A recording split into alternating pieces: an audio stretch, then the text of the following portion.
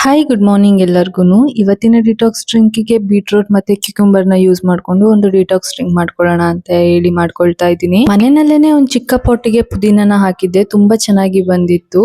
ಹಾಗಾಗಿ ಅದನ್ನೇ ಯೂಸ್ ಮಾಡ್ಕೊಂಡೆ. ಇನ್ನ ಒಂದು ಬ್ಲೆಂಡರಿಗೆ ಪುದೀನ, ಕ್ಯೂಕಂಬರ್, ಕಟ್ ಮಾಡಿರೋ ಅಂತ ಬೀಟ್ರೂಟ್ ಹಾಕಿ ಸ್ವಲ್ಪ ನೀರ್ ಹಾಕಿ ಚೆನ್ನಾಗಿ ಗ್ರೈಂಡ್ ಮಾಡ್ಕೊಂಡು ಸ್ಟೇನ್ ಮಾಡ್ಕೊಂಡು ಅದಕ್ಕೆ ಒಂದು ಅರ್ಧ ಲೆಮನ್ ಹಾಕೊಂಡ್ರೆ ಈ ಒಂದು ಡಿಟಾಕ್ಸ್ ಡ್ರಿಂಕ್ ರೆಡಿ ಆಗಿರುತ್ತೆ. ಇನ್ನು ಅರ್ಧ ಬೀಟ್ರೂಟ್ ಹಾಗೆ ಇತ್ತು, ಹಾಗಾಗಿ ಅದನ್ನೇ ಯೂಸ್ ಮಾಡ್ಕೊಂಡು ಸ್ಮೂತಿ ಮಾಡ್ಕೊಳ್ಳೋಣ ಅಂತ ಹೇಳಿ ಫಸ್ಟ್ ನಾನು ಒಂದ್ 2 ಸ್ಪೂನ್ ಆಗುವಷ್ಟು ಓಟ್ಸ್ ನಾನು ಸೋಕ್ ಮಾಡ್ಕೊಳ್ತಾ ಇದ್ದೀನಿ ನೀರ್ ಹಾಕಿ.